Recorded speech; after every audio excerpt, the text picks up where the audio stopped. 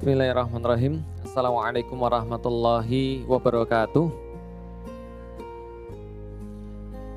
Alhamdulillah, puji dan syukur senantiasa kita panjatkan kepada Allah Subhanahu wa taala, Tuhan yang telah memberikan kita kesempatan untuk hidup pada hari ini dan memberikan kita juga kemampuan untuk beribadah pada hari ini. Kita memohon kepada Allah semua ibadah-ibadah yang kita laksanakan adalah ibadah yang kita coba untuk murnikan kepada Allah dengan seikhlas-ikhlasnya. Tidak ada satupun ibadah diterima kecuali itu adalah dimurnikan hanya karena Allah, hanya mengharap daripada Allah semata. Dan selain itu kita juga berharap bahwasanya setiap ibadah-ibadah kita selain kita ikhlaskan, kita murnikan hanya kepada Allah, ibadah-ibadah itu juga kita sempurnakan semaksimal mungkin, sebisa mungkin sesuai dengan contoh yang diberikan oleh Rasulullah Muhammad sallallahu alaihi wasallam. Karena itulah kita bersalawat kepada beliau, Allahumma sholli ala sayyidina Muhammad. Dan juga bersalam kepada beliau dengan ucapan Assalamu alayka ya Rasulullah. Kita berharap mudah-mudahan dengan kita bersalawat kepada beliau, dengan kita bersalam kepada beliau, maka kita dimasukkan ke dalam orang-orang yang menjadi umatnya beliau, yang kelak nanti akan dibangkitkan di yaumil qiyamah bersama-sama dengan beliau, diakui oleh beliau dan mendapatkan syafaat daripada beliau nanti di yaumil qiyamah. Dan mudah-mudahan kita mendapatkan syafaat beliau dalam keadaan bersama-sama dengan keluarga-keluarga kita, bersama dengan orang-orang yang kita cintai, dan bersama dengan handai taulan dan semua orang-orang muslim yang ada di seluruh dunia. Amin. Alhamdulillah, bapak-bapak dan ibu-ibu yang sudah dirahmati Allah, pada hari ini kita menyambung pada satu materi lanjutan daripada yang kemarin. Saya coba untuk sedikit mereview saja dulu bahwasanya kita sudah lumayan panjang. Kita sudah sampai ke pertemuan kalau saya tidak salah ke-13. Belum ditambah dengan pertemuan-pertemuan yang lain pas Ramadan, belum ditambah pas pertemuan-pertemuan yang insidental. Dan kita sudah membahas banyak hal, walaupun kesemuanya itu masih dalam fondasi. Jadi kalau kita lagi bangun rumah itu yang paling lama, ibu-ibu dan bapak-bapak sekalian, itu yang paling ramah adalah pertama pas bangun fondasi itu lama, yang kedua pas finishing itu lama. Makanya kalau kita itu belajar tentang masalah fondasi, kita belajar tentang masalah akidah, kita belajar tentang masalah iman, itu hasilnya itu memang tidak terlihat. Seperti orang lagi bangun rumah, tapi ini krusial, tapi ini sangat penting sekali. Karena kalau seandainya kita miss di dalam pembahasan akidah, itulah yang kita lihat pada orang-orang muslim pada zaman sekarang. Maka kalau misalnya kita lihat orang-orang muslim pada zaman sekarang yang ibu dan bapak saksikan di Indonesia misalnya, kenapa mereka bisa miss dalam permasalahan-permasalahan yang bersifat kelihatan? Karena mereka miss dalam permasalahan-permasalahan yang tidak kelihatan. Mereka lalai dalam permasalahan-permasalahan yang tidak kelihatan. Misal, kalau fondasi yang di bawah itu ibu, itu geser 2 derajat aja. Itu ketika bangun sampai ke atasnya miring terus. Bisa difahami maksudnya. Jadi kalau kita tuh hidup itu ya berusaha benar-benar lurus di dalam fondasi kita, di dalam keimanan kita. Efeknya nanti di dalam kehidupan itu bisa dilihat setelah kita bangun kehidupan kita yang kelihatan. Sholat kita, puasa kita, keluarga kita, cara kita bersikap, cara kita misalnya bertutur kata, cara kita merespon daripada peristiwa-peristiwa, itu semuanya bergantung kepada yang namanya yang tidak terlihat. Kalau kita bahas dari awal bahwasanya perubahan itu diawali dengan perubahan yang tidak terlihat. Kita ambil daripada surat Al-Jumu'ah, kalau ibu-ibu masih ingat. Di dalam surat Al-Jumu'ah itu ada surat Al-Jumu'ah ayat kedua, itu kan berbunyi huwallazi ba'atsa fil ummiyina rasulam minhum yatlu alaihim ayatihi wa yuzakkihim wa yu'allimuhumul kitaba wal hikmah. Kalau yang masih ingat 4 ini kan dibagi 2. Kalau yang belum ingat saya ingatin lagi, Allah Subhanahu wa taala di dalam surat Al-Jumu'ah itu memakai satu metode perubahan. Yang metode perubahan ini ternyata di tahun 2000-an itu baru dipopulerkan di dalam dunia psikologi. Metode perubahannya adalah metode perubahan 4. Yang pertama yatlu alaihim ayatihi, yang kedua adalah wa yuzakkihim wa yu'allimuhumul kitaba wal hikmah. Jadi seolah-olah Allah sampaikan, kami menurunkan kepada kalian Nabi Muhammad. Nabi Muhammad ini cuma melakukan 4 hal sehingga kalian itu dari tidak tahu menjadi tahu, dari kalian itu buruk menjadi baik, dari tersesat menjadi ditunjuki, dari orang-orang yang awalnya berada di pinggir neraka lalu kemudian berada di surga.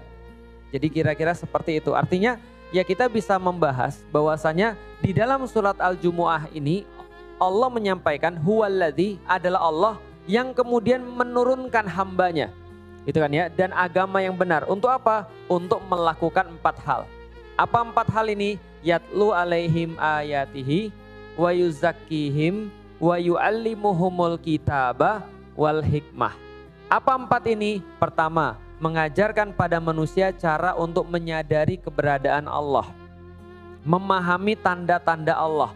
Yatlu alaihim ayatihi dalam bahasa Indonesia adalah membacakan kepada manusia ayat-ayatnya. Tapi kita sudah bahas yang dimaksud bukan hanya ayat-ayat Al-Quran, tapi yang dimaksud adalah membacakan kepada manusia tanda-tanda kekuasaan Allah, bahwasanya Allah itu ada. Beda antara orang tahu dan merasa menyadari serta yakin, itu beda. Contoh, ibu-ibu yakin api itu panas. Yakin api itu panas. Sorry, bukan yakin. Tahu api itu panas. Tahu. Tapi apakah itu menjamin bahwa ibu-ibu yakin dan paham api itu panas? Belum tentu. Kenapa belum tentu? Karena gini, ada orang yang cuma tahu tapi belum berefek pada perbuatan dia. Itu namanya tahu. Iya, saya tahu gempa itu nggak enak. Gempa itu bahaya. Saya tahu api itu panas. Saya tahu yang namanya kalau besok ujian, hari ini harus belajar. Tapi berapa banyak di antara kita yang tahu api itu panas lalu menghindari api? Kan belum tentu. Baru ketika kita benar-benar kebakaran, baru kita tahu api itu panas, baru kita mau lari. Itu udah telat. Paham ya? Sama, ada orang juga tahu Allah. Tapi tahu Allah masih judi. Itu belum paham dan belum yakin Allah. Bisa difahami sampai di sini? Ada orang ditanya Tuhannya siapa? Allah. Tapi sholat enggak. Berarti dia cuma tahu Allah, tapi pengetahuan itu tidak mengubah dirinya. Itu berarti belum yatlu alaihim ayatihi. Membuat mereka sadar dan mau bertindak atas kebesaran Allah. Jadi yang pertama itu apa? Membuat orang sadar, membaca ayat-ayat Allah, membaca tanda-tanda kebesaran Allah. Itu maksudnya benar-benar membuat manusia itu ngerti bahwa Allah itu maha kuasa. Misal, di dalam Al-Quran itu Allah sampaikan bahwasanya orang-orang kafir itu ketakutan mereka nanti di yaumil qiyamah itu seperti orang-orang yang berada dalam kegelapan. Mereka nggak bisa jalan kemana-mana kecuali kalau pas lagi ada petir baru mereka bisa ngelihat sekeliling mereka, hujan deras dan seterusnya. Kita kebayang nggak sih? Kita kebayang nggak sih? Mungkin 7 hari yang lalu kebayang tuh. Bogor kan langganan hujan kayak gitu ya. Itu tau nggak ibu-ibu pas malam itu saya lagi ngapain? Pulang ngisi pengajian, itu balik ke rumah mati lampu. Rumah mati lampu gara-gara nggak tahu petir nyamber apa. Yang jelas rumah mati semua dan saya harus jalan ke rumah itu gelap, hujan, petir. Itu tiba-tiba muncul rasa takut dalam diri saya. Oh gini rasa takutnya orang kafir ya. Paham gak sih maksudnya? Rasa takut ketika kita jalan di lorong yang gelap, nggak bisa ngelihat apapun, petir nyamber baru kita bisa ngelihat, plus hujan, plus angin. Itu baru kita ngerasa, di situ kita deg-degan. Baru di situ kita baru mempengaruhi perbuatan kita. Oh berarti harus siap-siap. Berarti besok kalau seandainya kita itu kafir, kayak gini nih takutnya, bahkan lebih takut lagi. Bahkan Allah bilang kalau Allah mau, Allah bisa ilangin pendengaran dan penglihatannya sekalian. Bayangin gak sih? Orang kita bisa ngelihat aja takut, apalagi orang gak bisa ngelihat. Nah, yatlu alaihim ayatihi itu memperlihatkan bagi kita apa? Menyadari keberadaan Allah. Itu maksudnya apa? Kalau sama petir aja kita takut. Berapa banyak, lihat gak di handphone Anda itu ketika ada angin angin ribut di Bogor, sampai motor itu jalan, gitu kan ya, sampai ada tenda terbang. Pernah lihat gak itu? Itu kan baru-barusan kemarin itu. Apa yang orang bilang pas ngerekam? Allahu Akbar, Allahu Akbar, la ilaha illallah, la ilaha illallah, Allahu Akbar. Kerasa gak takutnya mereka itu? Lah itu kalau kejadian baru takut kan. Baru kemudian ketika ada muncul perasaan kayak tadi, baru mereka benar-benar ngerasa itu baru ciptaan Allah. Petir itu kan ciptaan Allah. Angin itu kan suruhannya Allah. Ya kan ya? Air itu kan suruhannya Allah. Itu baru ciptaannya, belum ketemu yang nyiptain. Paham gak maksudnya? Maka kalau ada orang itu menganggap remeh Allah, berarti dia belum yatlu alaihim ayatihi. Makanya kalau saatnya kita melihat kayak gitu, orang kalau ngelihat sesuatu yang mengerikan bagi dia, otomatis kalau dia masih punya dikit iman, pasti nyebutnya adalah Allah. La ilaha illallah, Allahu Akbar, Allahu Akbar, la ilaha illallah. Kan gitu kan ya? Gak ada yang nyebut yang lain kan ya? Gak ada yang nyebut misalnya idolanya, gak ada kan ya? Song Joong Ki misalnya atau siapa itu gak pernah kan ya? Lah kenapa? Karena yang dia sebut pasti Allah. Minimal ketika dia ngeliat takut, dia pasti mau sujud, dia pasti mau sholat. Kenapa? Karena dia mau ibadah. Pertanyaannya begitu. Pertanyaan adalah apakah cuma ketika kejadian lihat petir, lihat angin atau lihat apa, itu kita baru menyadari keberadaan Allah. Atau setiap hari kita sudah yatlu alaihim ayatihi. Kita sudah membaca ayat-ayat Allah yang kemudian membuat kita tuh akhirnya mau untuk menyadari keberadaan Allah dan akhirnya mau untuk taat pada Allah. Paham sampai di sini ya? Yatlu alaihim ayatihi wa yuzakkihim. Wa yuzakkihim itu apa? Kita melatih perasaan kita. Kita melatih bagaimana kita itu punya jiwa. Jiwa itu selalu kita bersihkan. Untuk apa? Tidak merasa kuat, tidak merasa bisa, bahwa manusia itu punya keterbatasan, bahwa manusia itu lemah, bahwa manusia itu tidak bisa apa-apa. Nah, selama kita kemudian melatih hal seperti itu, sudahlah kita meninggikan Allah, lalu kemudian kita melemahkan diri kita sendiri dan menyadari diri kita tuh nggak punya apa-apa. Di situ baru muncul yang namanya syahadat. Jelas ya? Berarti yatlu alaihim ayatihi wa yuzakkihim ini nempel jadi satu. Jadi seluruh 13 episode itu kita baru bahas dua ini. Malah belum bahas tentang yuzakkihim. Malah belum bahas tentang lemahnya diri kita. Malah kita belum bahas tentang masalah perasaan. Kita baru bahas masalah logika terus dari kemarin. Ingat gak? Kita bahas bahwasanya logika itu menyebabkan orang punya iman. Logika itu akhirnya menyebabkan orang bisa beriman pada takdir. Logika itu harusnya bisa mendekatkan orang dengan Allah. Itu baru logika terus. Ini belum kita bahas nih. Baru dikit-dikit aja kemarin yang kita bahas. Cuma ikut-ikutan aja. Tapi kalau ada orang yang dia benar-benar menggunakan akalnya untuk mengetahui adanya Allah, lalu menggunakan dirinya atau hatinya disucikan terus-menerus, maka dia dapat syahadat di situ. Maka kalau ibu-ibu masih ingat, ini cuma sekedar review aja, tapi review ini juga termasuk bagian daripada materi. Kalau ibu-ibu masih ingat, 4 langkah tadi, yatlu alaihim ayatihi wa yuzakkihim wa yu'allimuhumul kitaba wal hikmah, itu dibagi, nggak bisa kalau tangan sini baru bisa. Dibagi 2, 1 dan 2 itu perkara yang nggak kelihatan, 3 dan 4 perkara yang kelihatan. Tapi kita baru fokus bahas yang 2 ini. Yatlu alaihim ayatihi wa yuzakkihim. Yatlu alaihim ayatihi ini berurusan dengan kognitif, berurusan dengan logika, berurusan dengan akal.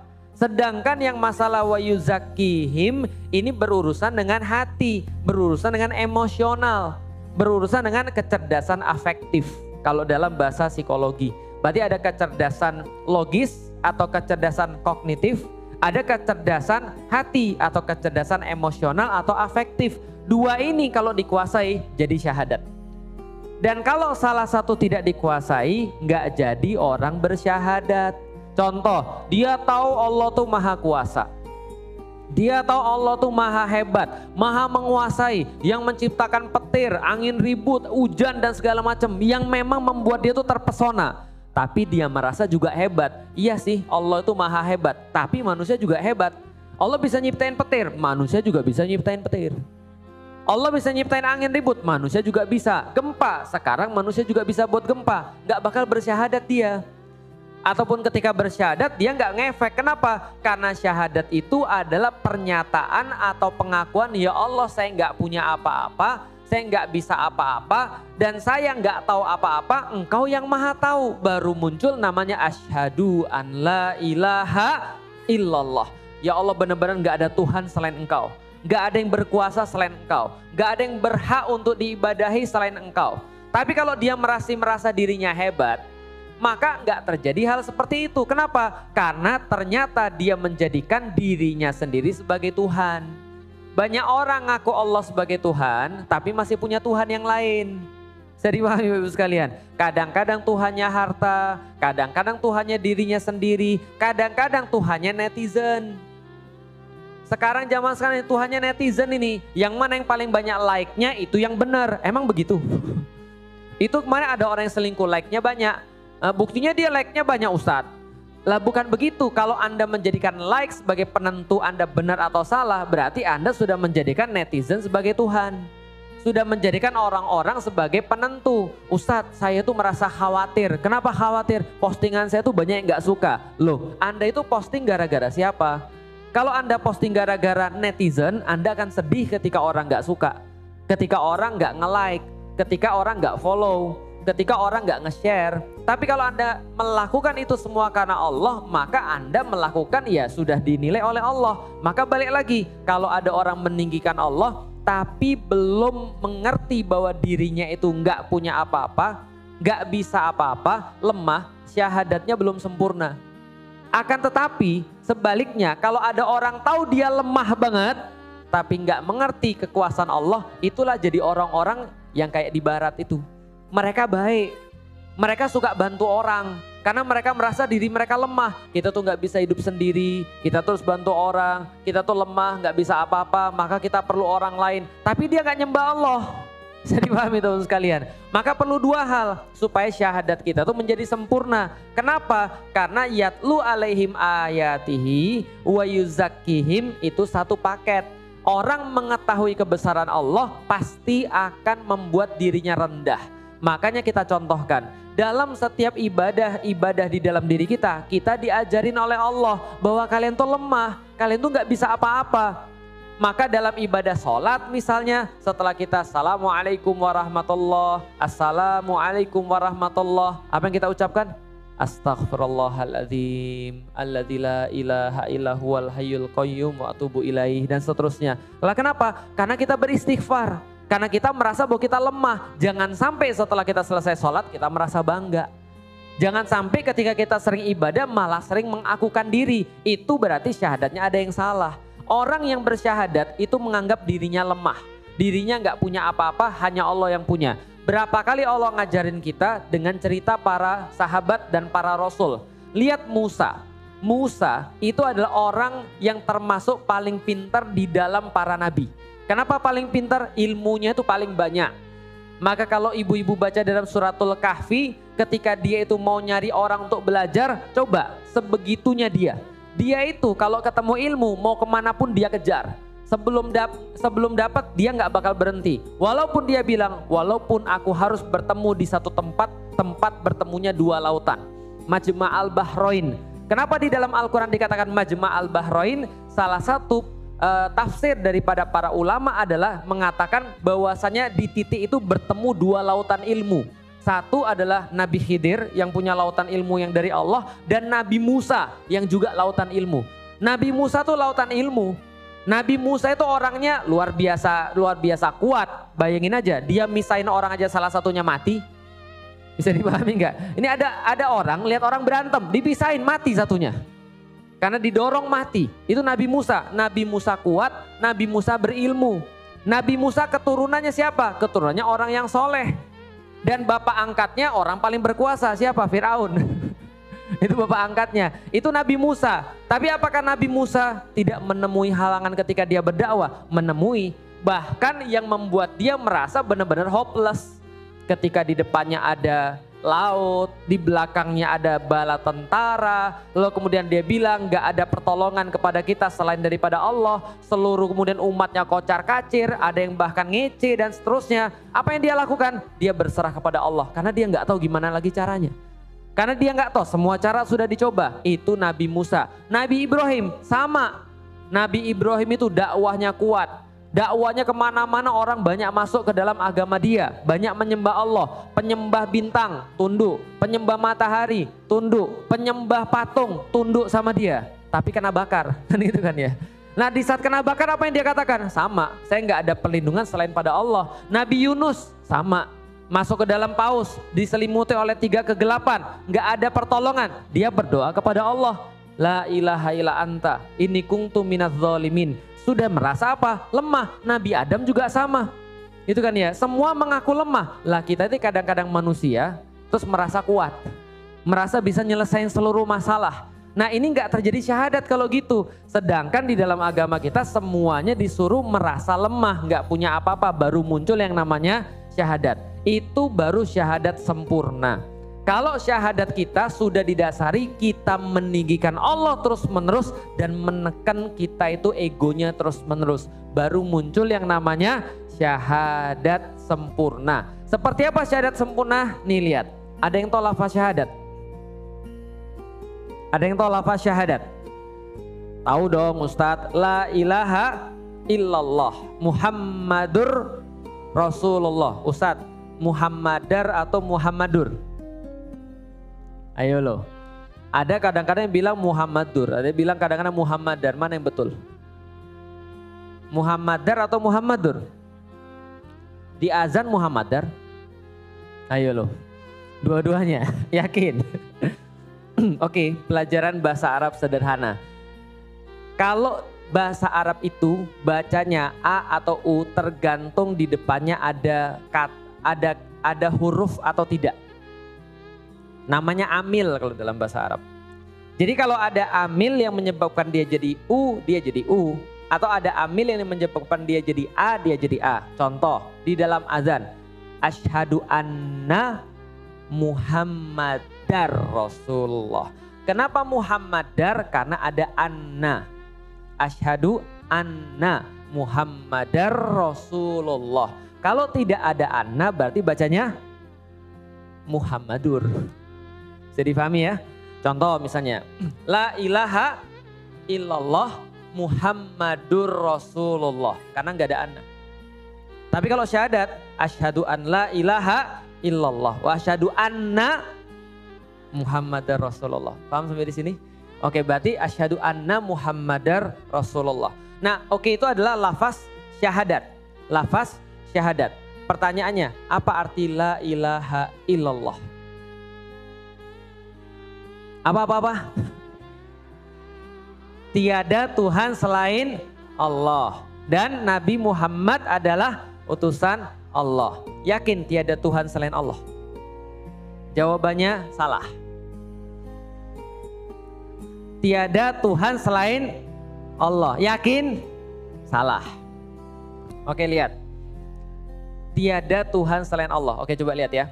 Pertanyaannya, sebelum ada Islam, sebelum Nabi Muhammad itu dapat wahyu dari dari malaikat Jibril.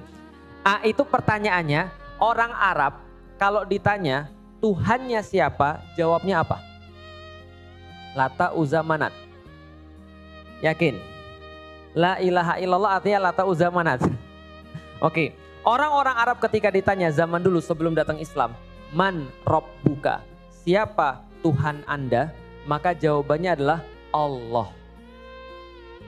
Berarti la ilaha illallah artinya bukan tiada Tuhan selain Allah. Nanti kita jelasin. Benar sih tapi kurang tepat. Nanti kita jelasin. Oke, buktinya apa? Sebelum datang Islam, ya,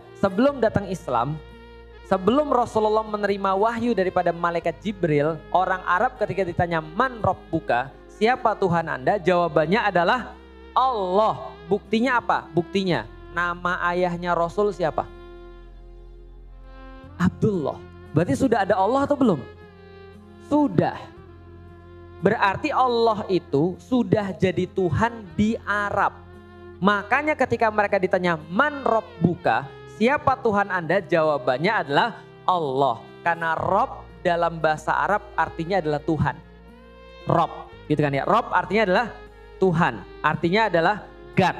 Siapa Tuhan Anda? Jawabannya adalah Allah.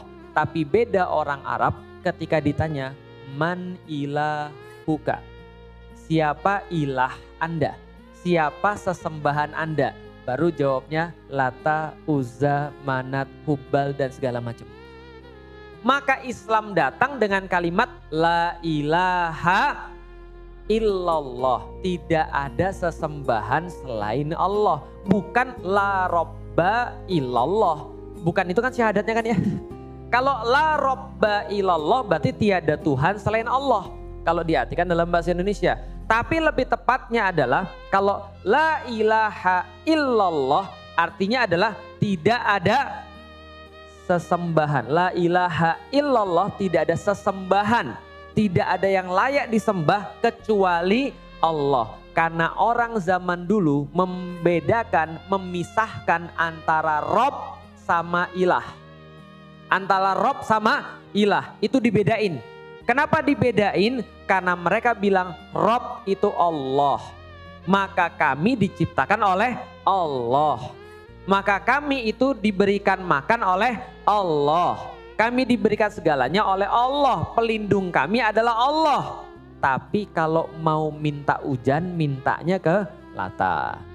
Kalau mau minta rezeki, mintanya ke Manat, Hubal dan segala macam. Paham sampai di sini? Berarti itulah yang namanya syirik. Syirik itu bukan tidak beriman. Syirik itu beriman kepada Allah tapi selingkuh. Syirik itu dalam bahasa Indonesia selingkuh, Ibu. Syirik artinya apa? Syirik artinya adalah berserikat. Tahu berserikat? Berserikat tuh bareng-bareng. Nah, contoh misalnya saya berserikat dengan 2 orang membuat perusahaan. Nah, itu berarti bersama-sama 2 orang digabungin tuh. Jadi mereka berbagi satu sama lain. Nah, itu bahasa Indonesia. Syirik itu berbagi. Syirik itu selingkuh, sudah punya satu mau yang lain. Nah, maka pada zaman dulu orang-orang itu berselingkuh dengan Allah. Allah itu diselingkuhi, bisa difahami. Ketika ditanya Tuhannya siapa, jawabannya Allah. Tapi kalau ditanya, iya Tuhanmu Allah, tapi sesembahanmu siapa? Banyak. Makanya di Ka'bah itu sesembahannya ada 365. Tergantung bani mana. Bani mana yang punya. Jadi kaum mana punya Tuhan sendiri, kaum mana punya Tuhan sendiri. Maka ketika saya mengislamkan orang, kita sebutkan asyhadu an la ilaha illallah, kita pandu semuanya. Lalu kita sebutkan, saya bersaksi tiada Tuhan yang layak disembah, yang layak untuk diibadahi selain Allah. Itu tambahannya. Jadi nggak salah sih tiada Tuhan selain Allah, tapi tolong ditambahin bukan hanya Tuhan. Karena Tuhan itu belum tentu diibadahi. Seperti orang-orang Arab pada zaman dulu. Ditanya Tuhannya siapa? Jawabannya Allah. Tapi mintanya, takutnya, perlindungannya, lalu minta rezekinya, itu bukan Allah. Mirip nggak dengan orang-orang di Wakanda? Mirip nggak kira-kira dengan orang di Wakanda? Ya bukan di sini sih. Gitu kan ya, tapi di tempat yang lain ngaku Tuhannya Allah tapi masih takut sama yang lain. Ngaku Tuhannya Allah tapi takut tentang rezeki. Siapa Tuhannya? Allah.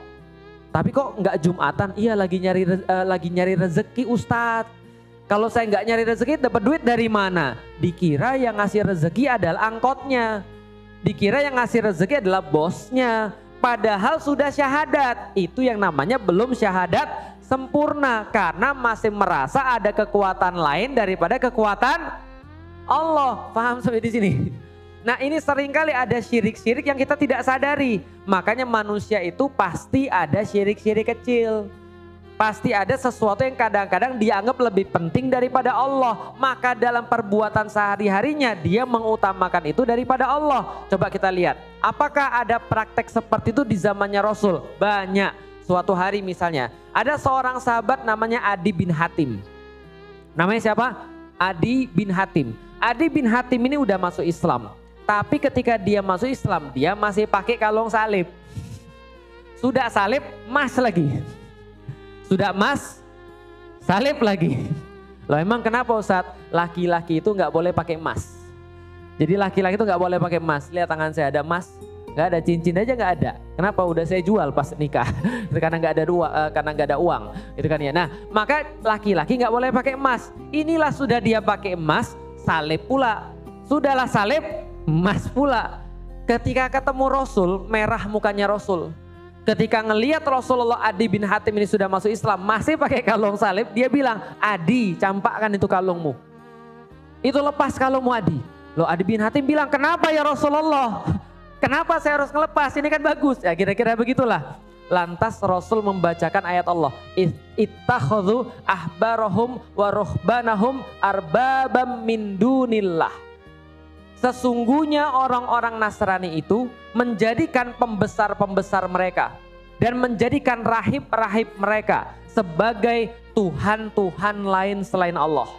Lihat baik-baik ya ayat Al-Qur'annya, ittakhadhu, mereka orang-orang Nasrani itu menjadikan siapa? Ahbarahum, menjadikan ahbarahum, pembesar-pembesar mereka, orang-orang penting di antara mereka, kepala-kepala suku mereka, orang-orang terpandang di antara mereka, waruhbanahum, dan rahib-rahib mereka, arbaba min dunillah, sebagai rob-rob lain selain Allah. Berarti mereka mengakui Allah, iya, tapi mereka masih menjadikan yang lain sebagai tandingan Tuhan-Tuhan mereka. Siapa? Orang penting, orang terpandang, orang terhormat, dan juga para rahib. Kenapa? Karena para rahib dan orang terpandang boleh juga menentukan halal dan haram. Lah, apa buktinya? Adi bin Hatim ketika mendengarkan ayat itu bilang begini, ya Rasulullah, saya belum pernah melihat bahwasanya mereka sujud kepada rahib. Atau saya nggak pernah melihat mereka sujud kepada para pembesar. Jadi Adi bin Hatim ini mau debat nih, paham gak ya? Jadi kata Rasul, campakkan itu. Kemudian kalungmu Adi bilang, kenapa harus saya campakkan? Rasul bilang, karena orang Nasrani menjadikan rahib dan pembesar sebagai Tuhan-Tuhan mereka. Adi bilang, aku nggak ngelihat mereka pernah sujud dan menyembah rahib dan para pembesar. Rasul bilang, betul, mereka tidak pernah melakukan itu. Tapi kata Rasulullah, rahib-rahib dan para pembesar orang-orang Nasrani, mereka menentukan yang halal lalu masyarakat mengikutinya. Dan menentukan yang haram kemudian masyarakat mengikutinya. Paham sampai di sini? Yang nentuin halal haram harusnya siapa? Yang nentuin boleh nggak boleh harusnya siapa? Zaman sekarang, bukan zaman dulu, di zamannya Adi bin Hatim sampai zaman sekarang, banyak nggak orang-orang kayak begitu? Banyak. Kata Allah, riba itu halal atau haram? Ngomong-ngomong, kata Allah, riba itu halal atau haram? Haram. Allah udah bilang riba itu haram. Bahkan lebih parah hukumannya daripada khomer. Kalau orang khomer itu nggak diancam perang sama Allah, riba diancam perang sama Allah. Begitu kan ya? Allah sudah bilang orang makan riba nggak ada untungnya buat dia. Malah dia akan sedih di dalam hidupnya, sengsara dalam hidupnya, dan hidupnya nggak akan bisa tegak lurus seperti orang kemasukan setan, kata Allah. Itu orang riba. Di dalam Al-Quran Allah kritik, Allah bilang nggak boleh. Tapi menurut kita zaman sekarang boleh atau enggak? Ya Ustadz, daripada diambil sama orang kafir, ribanya mendingan diambil kita. Pertanyaan saya, yang harusnya ngasih hukum Allah atau kita? Allah. Sama kita dibantah. Sama kita bilang nggak boleh. Contoh lagi misalnya, rajam itu ada nggak di dalam Al-Quran hukumnya? Ada. Potong tangan ada nggak? Tapi di negeri kita boleh atau tidak? Jangan, ngeri, sadis, gitu kan ya? Janganlah, nggak boleh. Yang rajam dibilang sadis, dibilang ngeri. LGBT dibiarin, malah didukung. Bisa difahami Bapak Ibu sekalian? Yang Allah haramkan sekarang kita debat, kita bilang ini halal. Yang Allah halalkan kita debat, kita bilang ini haram, gitu kan ya. Itu kan zaman dulu kerudungan. Zaman sekarang kan bukan padang pasir lagi. Masa cowok-cowokan kemudian ngelihat cewek semuanya nafsu, gak usah kerudungan lagi. Yang Allah halalkan, yang Allah wajibkan kita debat. Sedangkan yang Allah haramkan malah kemudian kita lakukan. Udah mirip kita sama kelakuan orang-orang zaman dulu. Bisa dipahami? Berarti kita syahadat, kita bilang Allah Tuhan kita. Kita bilang bahwa Allah adalah sesembahan kita, tapi sebenarnya kita masih punya sesembahan yang lain. Tapi kita masih punya ketakutan yang lain. Kenapa? Karena kita nggak benar-benar menuhankan Allah dan nggak benar-benar merasa diri kita tuh lemah. Kita masih merasa punya ilmu sehingga kita bisa mendebat ilmunya Allah. Kita masih merasa punya skill, punya pengetahuan. Karena itu kita lebih tahu merasa daripada pengetahuannya Allah. Betul atau betul Bapak Ibu sekalian? Ini masalah syahadat. Nah, kenapa syahadat ini bisa nggak sempurna? Balik lagi, karena orang nggak benar-benar meninggikan Allah dan nggak benar-benar merendahkan dirinya. Oke, sekarang saya mau nanya lagi Bapak Ibu sekalian. Nih, tadi sudah ya, orang-orang Arab berarti Tuhannya dulu namanya siapa? Allah. Tapi masih punya sesembahan? Punya. Makanya kita nanti akan lihat gimana cara biar syahadat sempurna. Kita ulangi lagi. Nih, sekarang saya tanya lagi. sudah tahu tentang artificial intelligence? AI, sudah pernah tahu? Udah pernah tahu? Yang sekarang lagi rame ChatGPT, pernah tahu? Ada ditanya terus kemudian bisa ngomong sendiri. Nah, itu handphone ibu-ibu tuh ada artificial intelligence-nya. Ada kecerdasan buatan. Contoh, misalnya contoh ngomong ke handphone, tolong tunjukin saya di mana restoran enak. Nanti dia bisa jawab. Nah, itu namanya AI. Bisa dipahami ya? Atau bahasa kampungnya robot. Tahu robot? Tahu. Sudah pernah tahu robot ada yang mirip manusia? Udah pernah tahu ya? Pernah buka TV kan? Iyalah Ustadz ini suka merendahkan kita. Di TV sekarang kecerdasan robot tuh tinggi sekali Bu. Kenapa? Itu di Jepang robot sudah banyak mengganti resepsionis. Jadi kalau ibu-ibu pergi ke Jepang sekarang kebanyakan hotel itu sudah resepsionisnya pakai robot. Ibu-ibu tinggal datang, di situ ada robotnya, kita langsung nunjukin barcode, langsung di scan sama dia, terus dia ngomong selamat datang, ya ngomong pakai bahasa Jepang tentunya ya. Selamat datang Bapak ini, Anda tinggal di kamar ini, silahkan ambil kuncinya keluar, kita tinggal masuk ke dalam kamar. Nanti kalau mau minta apa-apa kita minta sama robot, saya perlu anduk misalnya, nanti dia bisa sediain. Itu zaman sekarang sudah sampai seperti itu ibu-ibu sekalian, AI-nya. Dan Jepang tidak berhenti sampai di sana. Jepang kan termasuk pionir dalam bidang robotik ya. Dia buat robot yang mirip banget dengan manusia. Sayangnya saya nggak bisa tampakin di sini. Nanti cari di HP masing-masing aja ya. Wajahnya persis, bahkan lebih cantik daripada Anda. Ya karena robot. Dan bisa dibuat semaunya. Matanya bagus, kulitnya halus, nggak usah pakai skincare gitu kan ya. Karena semuanya steroid gitu ya. Lalu kemudian bibirnya bagus, lalu kemudian giginya teratur rapi, badannya apalagi dibuat sesuai dengan keinginan laki-laki kayak gitu-gitulah ya. Dan ternyata dia bukan hanya bisa ngomong, tapi dia bisa diskusi. Bahkan lebih pintar daripada ibu-ibu. Ya kenapa? Karena dia punya Google di kepalanya kan gitu kan ya. Maka dia bisa jawab apapun dan bisa diajak ngobrol, dan bahkan zaman sekarang sudah ada dating with robot. Sudah ada berkencan bersama robot zaman sekarang. Dan kemarin ketika robot itu dipresentasikan itu luar biasa. Dia bisa melakukan apapun sampai dia bisa guyonan. Ditanya sama pembawa acara, apakah kamu nanti kalau kamu sudah pintar kamu akan men-take over manusia? Kamu akan membunuh seluruh manusia kayak di film-film. Dia bilang, ya kalau kamu bodoh terus mungkin akan saya lakukan. Dia bilang gitu. Jadi dia sudah mulai bisa guyonan. Dan dia ditanya, kapan kamu akan menikah? Dia bilang, saya masih mencari jodoh yang sesuai. Bisa dipahami ibu sekalian. Robot zaman sekarang sudah luar biasa. Pertanyaan saya sederhana. Kalau robot itu mengucapkan 2 kalimat syahadat, asyhadu an la ilaha illallah wa asyhadu anna muhammadar rasulullah, masuk Islam gak dia? Kan sudah syahadat. Masuk Islam gak dia? Yang bilang masuk Islam angkat tangan. Yang bilang gak masuk Islam angkat tangan. Yang bingung angkat tangan. Oke, saya lanjutkan. Pernah tahu burung beo? Pernah tahu burung beo? Yang selalu bisa niruin ucapan manusia. Itu coba lihat di internet juga, coba buka di YouTube. Itu ada burung beo dan burung kakak tua yang bisa bersyahadat. Dan bukan hanya bersyahadat, dia hafal ayat-ayat Quran. Qul huwallahu ahad, Allahus somad, lam yalid walam yulad walam yakul lahu kufuwan ahad.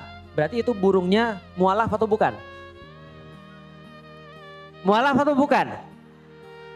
Yang bilang mualaf angkat tangan. Yang bilang enggak angkat tangan. Kenapa robot yang bersyahadat dan burung yang bersyahadat itu tidak dikatakan dia masuk Islam? Bagus.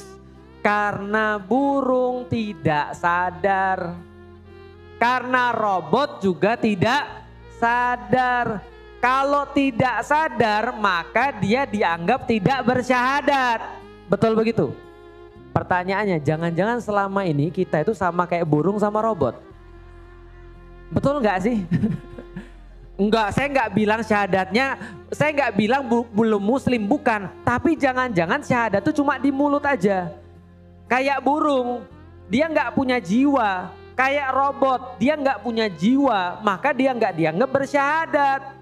Gitu kan ya. Kenapa? Karena dia nggak sadar. Berarti yang nama syahadat harus, apa yang harus disadari? Allah itu maha kuasa dan manusia itu lemah. Itu maksudnya. Kalau kita benar-benar paham Allah itu maha kuasa dan manusia benar-benar lemah, Anda sampai pada kondisi iman. Tapi sayangnya itu cuma terjadi pada kita kalau ada insiden saja. Betul kan ya? Misal kapan waktu-waktu ibu-ibu paling beriman dan bapak-bapak paling beriman? Pasti di saat kalau lagi ada insiden. Betul kan ya? Tahu nggak ibu-ibu kapan waktu saya paling beriman? Ya iman kan naik dan turun ya. Kapan iman saya paling naik? Itu saya merasa Ramadan saya paling berarti seumur-umur hidup itu adalah Ramadan tahun 2013. Itu Ramadan paling berarti seumur hidup saya. Kenapa? Saya kecelakaan hampir mati. Ketika kecelakaan hampir mati itu sehari sebelum Ramadan, bayangin. Ingat banget saya tanggal 31 Juli. Karena 1 Agustusnya Ramadan 2013. Saya baru punya anak ketiga saya baru lahir, belum sampai 5 hari, dia masih di rumah sakit, belum bisa diajak pulang, gak boleh dokter pulang karena masih harus dirawat. Istri saya sudah pulang dalam keadaan lemah banget, saya harus ngisi pengajian. Ngisi pengajian subuh pula, ngisi pengajian subuh ngantuk. Ngantuk tambah kemudian ada sopir truk yang kemudian sembarangan nyopir, jadilah mobil saya guling-guling di jalan. Ibu pernah lihat ada orang kecelakaan mobil? Masalahnya bukan nabraknya itu loh kalau guling-guling kayak gitu. Masalahnya kalau misalnya tangan saya atau kepala saya keluar hilang tuh. Karena kenapa? Karena lepas seketika. Setelah kemudian kejadian itu, alhamdulillah saya lewat tanpa ada luka apapun. 31 Juli, tanpa ada luka apapun, mobil saya ringsek habis. Chassisnya bengkok.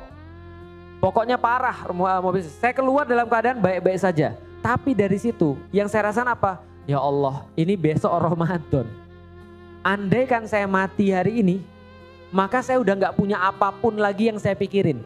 Pekerjaan, dakwah, anak, semua itu sudah hilang semua. Kekhawatiran itu semua gak ada, bisa dipahami. Dari situ saya merasa benar, hidup kita itu memang full untuk Allah. Dari situ saya merasa saya tuh kayak dikasih injury time. Tahu gak maksudnya? Ini harusnya sudah selesai nih Lik.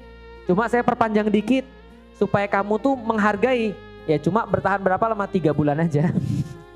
Setelah itu ya balik lagi, namanya manusia lupa. Namanya manusia cepat lupa kan ya. Kalau kita lagi kecelakaan, kita ingatnya pada saat itu. Pernah ibu sakit hampir mati. Apa janji kita waktu itu? Kalau sembuh ya Allah saya bakal tahajud. Kalau sembuh ya Allah saya bakal puasa. Kalau sembuh ya Allah saya bakal mau bantuin orang-orang. Kenapa? Karena kita tahu persis duit itu gak ada gunanya pas mau mati.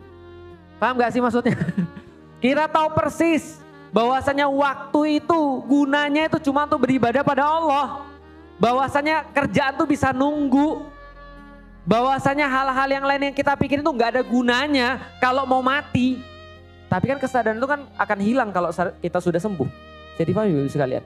Kalau kita lagi pas kemarin pas corona itu loh, itu kan kita beriman banget tuh.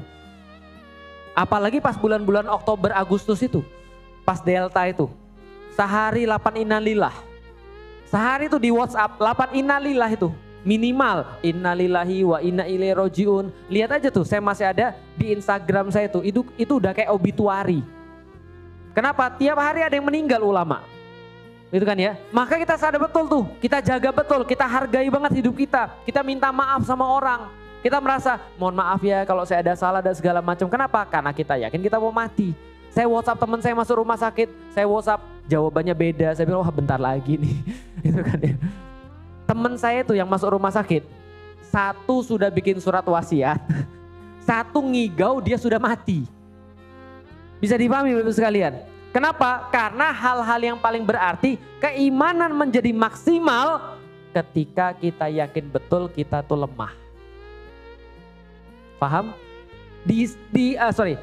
Siapa yang paling beriman di antara manusia? Biasanya orang-orang tua yang penyakitan. Betul begitu? Pernah ikut grup WA orang-orang tua? Ini orang-orang tua. Cobalah masuk grup WA orang-orang tua. Nah kalau grup WA anak-anak muda kan beda isinya. Grup WA anak-anak muda, wah terbaru Into the Spider-Verse sudah muncul versi kedua. Film bioskop terbaru, daftar konser gitu kan ya. Apalagi rumah paling tren masa kini gitu kan ya. Bagaimana caranya menata rumah Anda gitu kan, kayak gitu-gitu kan ya. Kalau WhatsApp-nya orang-orang anak-anak muda kan gitu. Tapi kalau WhatsApp-nya orang tua apa isinya kira-kira? Oh, berbaginya 5 makanan yang menunda mati kan gitu kan ya. Dokter-dokter referensi ya, kayak gitu-gitu tuh. Lah kenapa orang-orang tua tuh banyak yang sadar dan beriman? Karena pengingatnya tuh konstan. Di WhatsApp itu remindernya terus menerus tuh, gitu kan ya. 5 makanan yang membuatmu tidak sakit pinggang. Jadi kira-kira gitu. Lah kenapa? Mengingatkan tentang mati itu penting supaya kita tahu kita tuh lemah. Nggak ada manusia yang hidup selama-lamanya. Nggak ada suatu kepastian selain yang namanya pasti itu adalah mati. Ketika kita merasa lemah, kita akan lebih mudah untuk beriman pada Allah. Karena orang lemah itu perlu sandaran. Itu. Orang lemah itu perlu sandaran. Orang lemah itu perlu dihibur. Orang sedih itu perlu nasihat.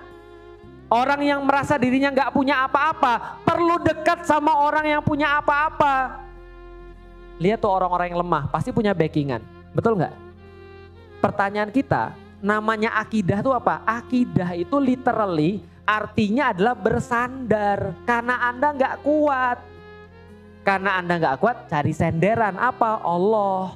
Karena Anda nggak tahu, deketin orang pintar. Sudahlah bodoh, nggak mau deket orang pintar. Itu namanya nggak tahu diri, paham maksudnya? Tapi kalau orang merasa bodoh, dia akan cari yang maha pintar. Siapa? Allah. Kalau dia merasa nggak bisa, dia bilang, ya Allah saya udah nggak bisa. Pakai kalkulator manusia, namanya pakai kalkulator manusia ya Allah. 3 tambah 3 tuh 6. 5 tambah 5 tuh 10. Nggak bisa lebih. Maka utang saya tuh nggak akan bisa kebayar. Kalau bisa kalau pakai kalkulator manusia. Ya Allah nggak ada cara lain ya Allah, pakai kalkulatormu aja. 5 tambah 5 bisa 5 juta. Kalau pakai kalkulatornya Allah, maka orang yang lemah pasti akan nyari Allah, itu maksudnya. Dan kalau dia sudah bisa meninggikan Allah, terus menerus meninggikan Allah, Allah jadi satu-satunya dan dia benar-benar melemahkan dirinya, itulah namanya syahadat sempurna. Syahadat yang punya efek, nggak cuma syahadatnya burung, nggak cuma syahadatnya robot, atau nggak cuma syahadatnya yang diputar di itu loh. Syahadat tapi diputar di MP3 atau diputar di handphone dan segala macam. Itu beda karena nggak ada ruhnya, nggak ada kesadarannya. Tujuan kita belajar itu untuk apa? Untuk benar-benar menuhankan Allah. Kita cari tahu, oh ya benar Allah itu segala-galanya. Baca sejarah, baca Al-Quran, cari Allah itu segala-galanya. Baca diri kita, tahu kita nggak bisa apa-apa, ngerti kita lemah, ngerti kita nggak punya apapun, maka kita baru bisa bersyahadat kepada Allah secara sempurna. Baru syahadat itu punya efek. Apa efeknya? Efeknya ada pasti taat. Efeknya Anda pasti mau beribadah pada Allah. Efeknya Anda lebih mudah untuk menghindari perkara-perkara maksiat. Dan nanti akan bisa dikembangkan menuju pada mencintai Allah Subhanahu wa ta'ala. Itu kita baru bahas tentang 2. Oh ini gak bisa, ini udah mulai bisa. Nah jadi ada 2 ya. Yatlu alaihim ayatihi wa yuzakkihim wa yu'allimuhumul kitaba wal hikmah. Kita lagi di ujung pembahasan 2 ini. Jadi kita lagi di ujung pembahasan 2 ini. Perkara-perkara yang gak kelihatan. Besok kita bahas perkara yang kelihatan. Bahas perkara syariat besok kita. Kita besok bahas perkara-perkara yang kelihatan yang bersifat lahiriah. Yang kemarin dari hari ini sampai kemarin. Hari ini yang kemarin-kemarin kita bahas perkara-perkara yang gak kelihatan. Baru yatlu alaihim ayatihi wa yuzakkihim. Biar ibu-ibu tuh ngerti bahwasanya letak untuk bisa berubah itu diawali dengan keyakinan pada Allah dan menganggap diri lemah. Tapi kalau Anda masih menganggap diri Anda punya sesuatu, Anda masih menganggap diri Anda bisa, Anda menganggap bahwa Anda punya harta, karena itu harta Anda bisa melindungi Anda daripada murka Allah, Anda punya PhD dan merasa PhD Anda itu Anda lebih tahu daripada Allah, selama-lamanya Anda muslim memang, tapi muslimnya tidak akan membuat perubahan pada apapun.